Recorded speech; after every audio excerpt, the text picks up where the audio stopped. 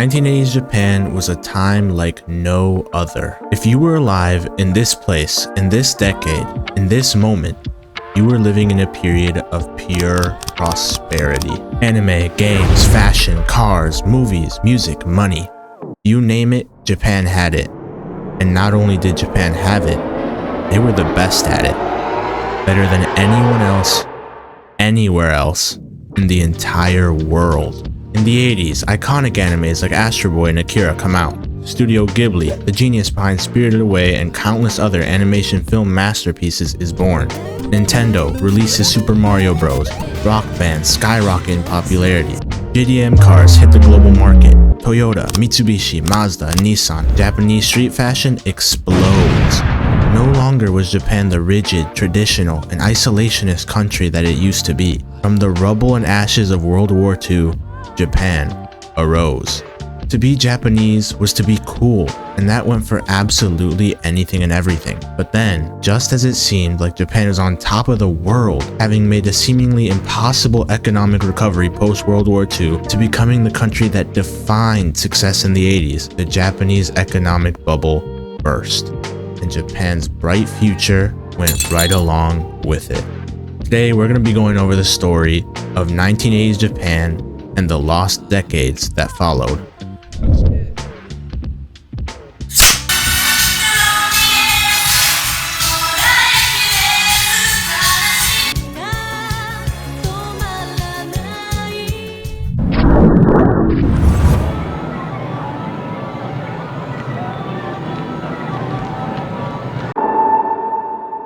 Post-World War II Japan looked vastly different from the fever dream-esque Japan of the 80s.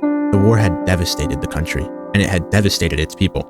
You see, after World War II, Japan as a country was in an identity crisis.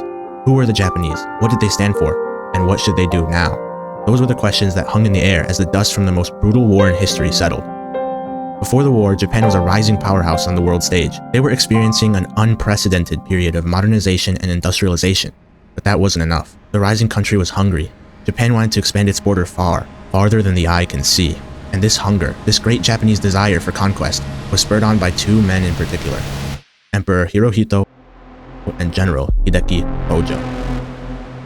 Why were these two men so powerful? Well, in order to answer that question, we have to understand that for a good deal of Japanese history, the country was largely controlled by a powerful military elite that held great influence over the government's decision-making. Nothing feeds a war machine better than war. So with that in mind, it makes sense that pre-World War II, Japan was the country known for being hyper-militaristic, aggressive, and isolationist to the outside world. But now, World War II was over. And though it had come at a cost far, far, far too high, Japan now had an opportunity to change. Not change who they were. They didn't have to get rid of their traditional values. They didn't have to get rid of their innovative spirit. And they didn't have to get rid of their great ambition. But they had to change their approach. And they did just that. Rather than rebuild the militaristic war machine, post-World War II saw Japan choose to build something entirely new from the ashes. Japan's former prime minister said it best after the war. It is with feelings of great sorrow that we recall the part played in that catastrophic human experience by the old Japan. However, out of the ashes of the old Japan, there has risen a new Japan. New Japan was fun. New Japan was cool. New Japan was special. You just had to be there. Cities were booming. The economy was booming. Japanese pop was blossoming. Classic Japanese city pop emerged with a vibe that seemed to match the wealth of the country it soundtracked. The hits of the 80s were so far ahead of their time that they're still listened to this very day. Japanese musician and songwriter Miki Matsubara hit the ground running, dropping the city pop classic Stay With Me right at the beginning of the decade. Immediately after that, in the same year, Tatsuro Yamashita releases Ride on Time. After that, Takako Mamma Mia releases Mayonaka no Joke just 2 years later. Then, Henri drops I Can't Stop the Loneliness in '83. And finally, Maria Takeuchi's Plastic Love comes out in 1984. There's a good reason Japan became the second largest music market in the world. Japanese music was thriving. But Japanese pop culture success didn't end there. JDM Cars, drifting, swerving, bending that corner. The 80s were the decade where cars became more than just transportation. A new phrase came into popularity at the time called Osoku, which literally means reckless driving group.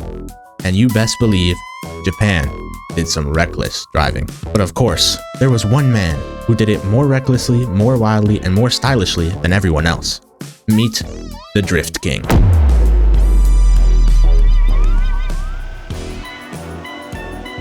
I could do a whole video on the Drift King, but just know for now that he's a bit of a rebel, a guy who could really do it all behind the wheel. He was absolutely tearing it up in the underground racing scene, and as his name suggests, his ability to drift was like no other. Now we have music and cars, but the story of this decade cannot be properly told without mentioning games. Where my gamers at? What Nintendo did for the gaming industry in the 80s cannot be understated. On September 13th, 1985, Nintendo releases Super Mario Bros., a generational game that would go on to change the entire landscape of the gaming world.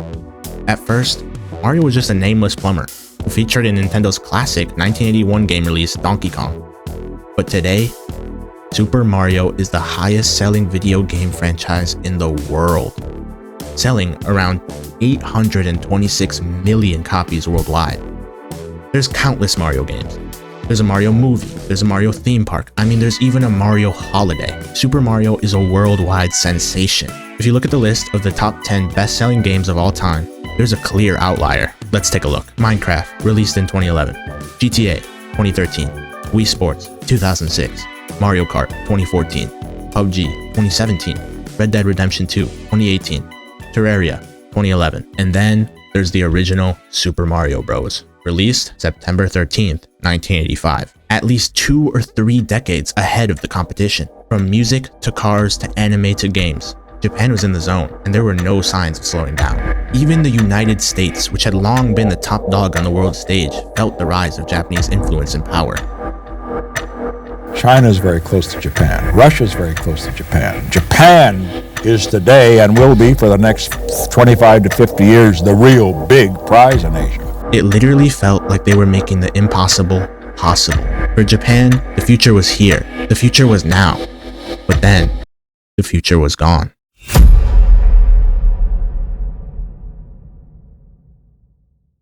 Poverty, panic, pandemonium. The 90s for Japan were the beginning of the end. The music stopped, the car ran out of gas, and the game was over. These days, there's a popular quote online about Japan, and it goes something like, Japan has been living in the year 2000 since 1985.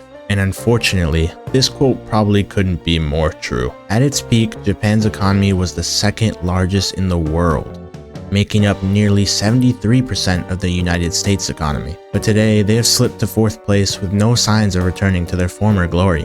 The lost decade is marred by struggle and pain. It felt as though all the progress Japan had made, from the rubble of World War II to the highs of the golden 80s, was lost for good.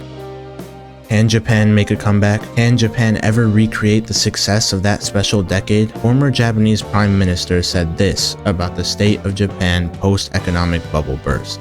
The greatest problem in Japanese politics over the last 2 decades is that we put off what needed to be done. We have to overcome that. It looks like the only way Japan will ever be able to relight the fire and revive the good old days is to go back to doing what made the 80s so special in the first place. Old values of continuous improvement, embracing change, and never quitting. These are the fundamental principles that might put Japan back on track, rekindling the excitement and vision of the 80s. There's an age-old Japanese legend that goes, if you ever feel like you're losing everything, remember that trees lose their leaves every year and they still stand tall, waiting for better days to come.